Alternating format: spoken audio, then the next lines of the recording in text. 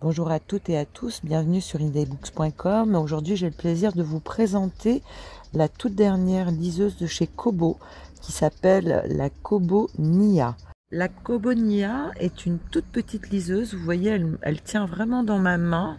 C'est une liseuse à emporter partout avec soi pour lire ses livres numériques. Et donc, je voulais juste vous la montrer en plein jour, pour voir la netteté, que vous vous rendiez compte de la netteté en fait de l'écran, qui est vraiment nickel quand on veut lire en plein soleil. Maintenant, je vais vous emmener dans mon bureau et on va la regarder un petit peu de tous les côtés pour que vous ayez un aperçu global de cette liseuse. À tout de suite. Donc nous voilà en tête-à-tête avec la Kobo Nia, la dernière liseuse de Kobo qui sera commercialisée le 21 juillet 2020, donc pile poil pour vos vacances d'été. La Kobo Nia est présentée ainsi dans une petite boîte. Nous avons ici un chargeur pour pouvoir recharger notamment votre liseuse, par exemple sur un ordinateur quand la batterie est à plat. La liseuse en elle-même, elle a un écran de 6 pouces, donc qui est confortable pour la lecture, des bords assez importants je trouve. J'aurais bien aimé avoir une liseuse avec des bords un peu moins importants, mais bon, ça passe et ça permet une bonne prise en main. Au niveau de l'arrière, Rakuten Kobo a repris les mêmes caractéristiques, c'est-à-dire un dos légèrement grainelé ou quadrillé qui permet que la liseuse tienne bien en main. Donc ça, c'est plutôt pas mal, mais on commence à être habitué. Ici, j'ai un petit bouton pour l'allumer. Ici, j'ai le port USB pour pouvoir brancher et recharger ma liseuse. Et puis globalement, c'est tout. J'ai pas de bouton sur les côtés, j'ai rien d'autre. Donc ce qu'il faut savoir au niveau technique, c'est que la liseuse est donc un écran e-ink. Donc si vous connaissez un peu le principe des liseuses, vous avez l'habitude. Elle est de 8 Go de stockage. Elle pèse 172 grammes, donc vraiment un petit poids plume. Et puis sa batterie est de 1000 milliampères. Qui permet, d'après Kobo, notamment de charger à peu près 6000 livres dans les 8 Go de stockage. On a l'habitude de ce chiffre de stockage, pardon. Je vais y arriver. Donc l'écran plutôt clean, hein, vous l'avez vu en plein jour tout à l'heure. Franchement, rien à dire. On est sur une technologie de e-ink Carta, donc c'est plutôt propre. Au niveau des fonctionnalités, on a effectivement une liseuse qui nous permet à la fois de lire en plein jour, en plein soleil, et puis aussi dans le noir complet. On va y revenir parce que Kobo a fait un petit truc assez sympa au niveau du réglage de la lumière, notamment pour la nuit.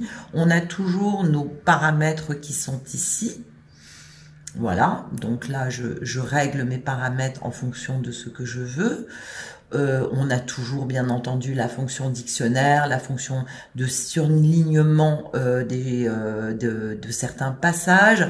On a ici, et ça aussi on commence à connaître bien chez Kobo, l'avancement des pages, hein, un peu comme sur la liseuse Kobo Libra dont nous avons une autre vidéo. Et puis, nous avons également la fonction loupe et bien entendu l'agrandissement des caractères, donc de la police de caractères en fonction. Donc, vous voyez, là, j'ai appuyé, je peux régler l'interligne, je peux régler les marges, etc., etc. Donc là, je vais revenir à quelque chose de classique.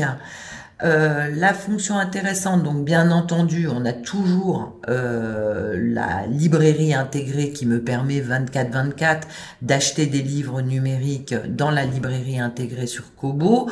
On peut bien entendu commencer son livre sur sa liseuse et puis si on l'oublie, eh bien continuer sur son smartphone avec l'application de lecture Kobo.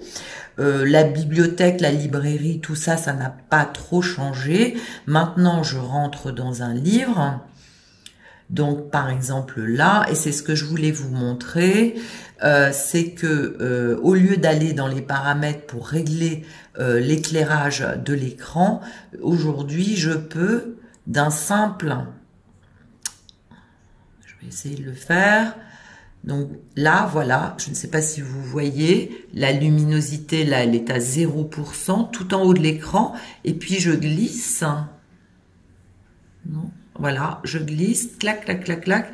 Et là, ça me permet, tout en lisant, de régler la luminosité de mon écran en fonction de mon besoin. Ce que je trouve pas mal parce que ça me permet de ne pas sortir de ma lecture, juste de me dire, ah ben tiens, là j'y vois plus trop clair, clac, je vais augmenter la luminosité de mon écran.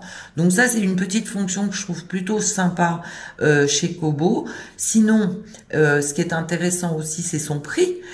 Son prix, c'est 99,99 €, donc moins de 100 €. C'est une liseuse, à mon sens, qui va convenir un petit peu à tout le monde, à la fois les gens qui ne se sont pas encore lancés dans la lecture numérique et à la fois les lecteurs qui ont envie d'avoir à dispo dans leur sac à main, dans leur cartable, près de la table de nuit, une petite liseuse qui soit efficace et performante. Il est important de dire que celle-ci n'est pas étanche. Donc pour 99 et quelques euros, Kobo n'a pas jugé bon de mettre la possibilité d'avoir une liseuse étanche.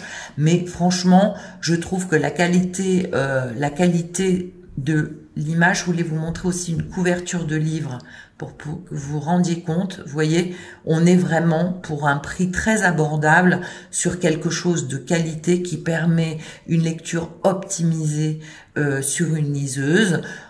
À noter aussi que j'ai mis, allez, 2 minutes et demie à paramétrer ma liseuse pour commencer la lecture immédiatement, et ça n'a pas de prix, c'est pas compliqué, même si vous n'êtes pas technophile, c'est possible.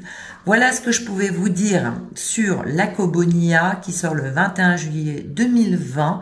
Je ferai un test plus conséquent sur idbooks.com, alors rendez-vous là-bas, et si vous aimez cette vidéo, n'hésitez pas à le dire dans vos commentaires et à mettre des pouces hauts. À très bientôt, au revoir.